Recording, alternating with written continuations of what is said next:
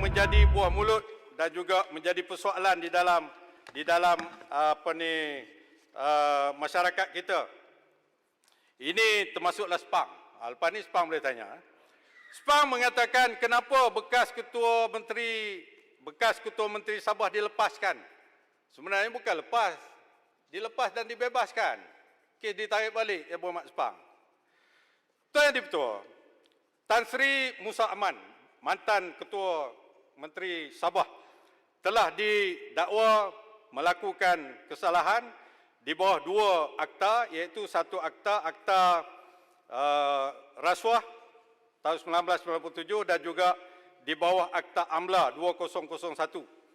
Apabila ada aduan berhubung dengan bahawa beliau melakukan kesalahan ini, pihak SPRM telah mula membuka kertas siasatan pada bulan April tahun 1997 lagi.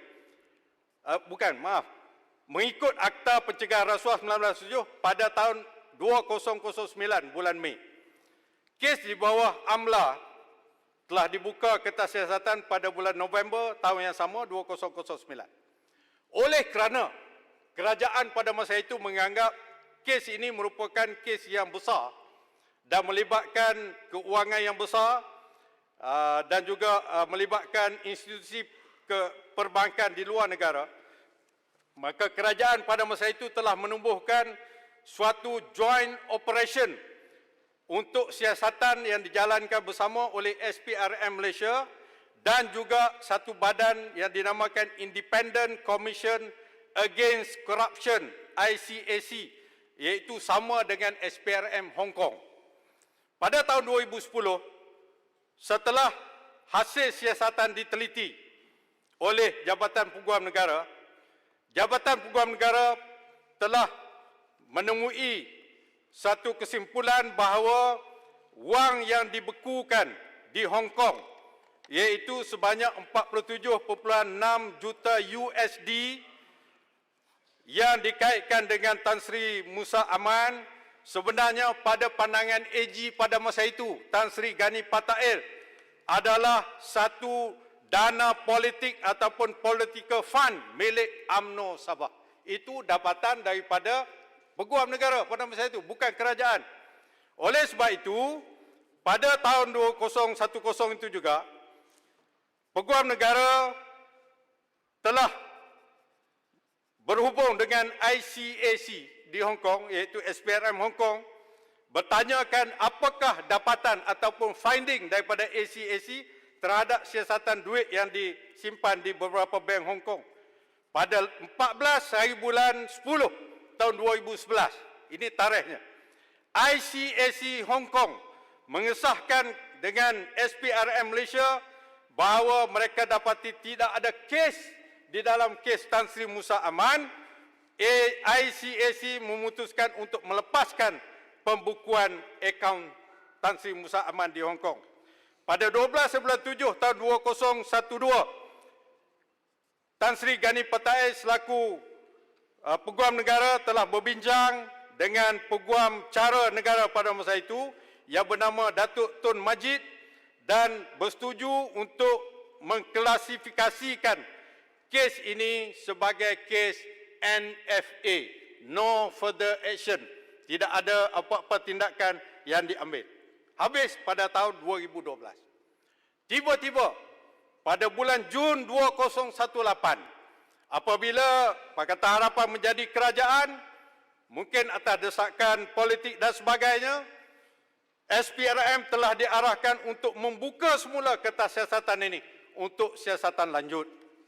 Akhirnya, atas arahan juga, pada 5 November tahun 2018, Tan Sri Musa Aman telah dituduh di Mahkamah Session Kuala Lumpur dengan 35 tuduhan rasuah melibatkan wang berjumlah 63.3 juta USD dan ianya disimpan di 8 bank dan institusi keuangan di Hong Kong, China dan Singapura. Itu bulan November 2018. Pada bulan Mac 2019, sebanyak 16 lagi tuduhan tambahan di bawah Akta AMLA telah dikenakan kepada tertuduh ini, menjadikan semuanya 51 kes 16 di bawah rasuah, 35 di bawah AMLA menjadi 51 kes. Tetapi pada 8 Oktober tahun 2019, pihak pendakwa raya di bawah Tan Sri Tommy Thomas telah mengarahkan supaya 5 daripada 35 kes rasuah ditarik balik. Ini zaman pemerintahan PH. Charge 35 kes, akhirnya pada bulan Oktober ditarik balik sebanyak 5 tuduhan, meninggalkan 46, iaitu 30 campur 16. Pada 13 Februari tahun 2020, pihak pembelaan telah memasukkan permohonan untuk membatalkan semua tuduhan, to set aside and quash the charges, dengan izin atas alasan kes ini tidak ada asas ataupun groundless. Ini ada dalam undang-undang. Pada 13 Mei 2020, satu rap lagi dimasukkan oleh Tan Sri Musa Aman kepada AGC supaya ianya kes terhadapnya ditarik balik.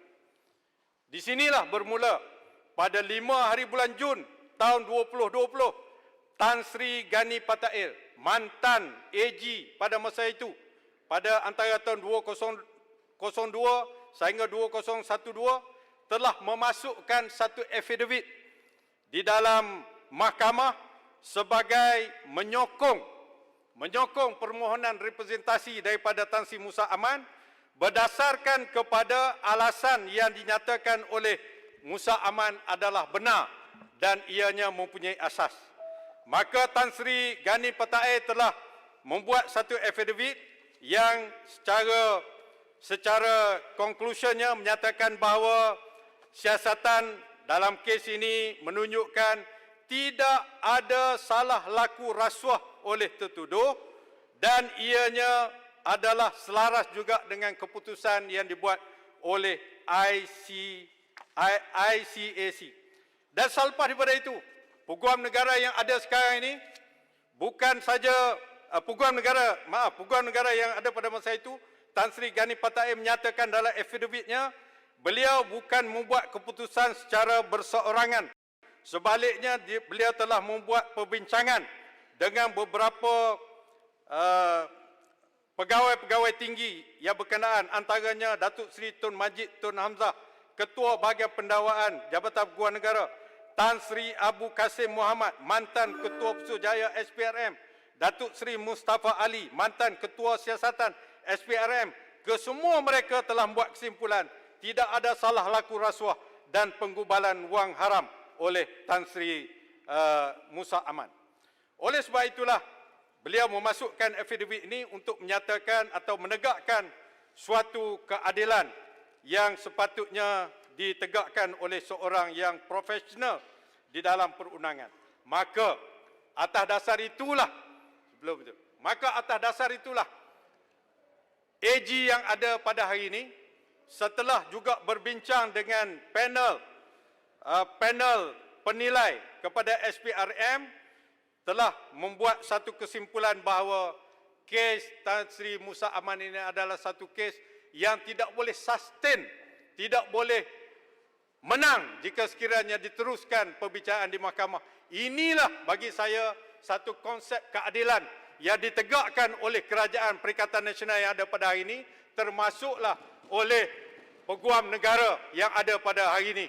Walaupun ianya merupakan satu kes yang sepatutnya diteruskan, tapi oleh kerana kes ini tidak kuat, penyiasatan menunjukkan ianya tidak berasas, tidak groundless, saksi-saksi utama telah meninggal dunia, saksi-saksi juga menghadapi masalah kesihatan yang serius, dan segala rekod-rekod yang sepatutnya boleh dijadikan dokumen rujukan di Hong Kong sudah tidak ada kerana perundangan Hong Kong selepas 3 tahun segala perkara-perkara dokumen yang ada perlu dihapuskan. Semua jawapan yang lain saya akan buat secara bertulis. Terima kasih Tuan Yang Dipertuan.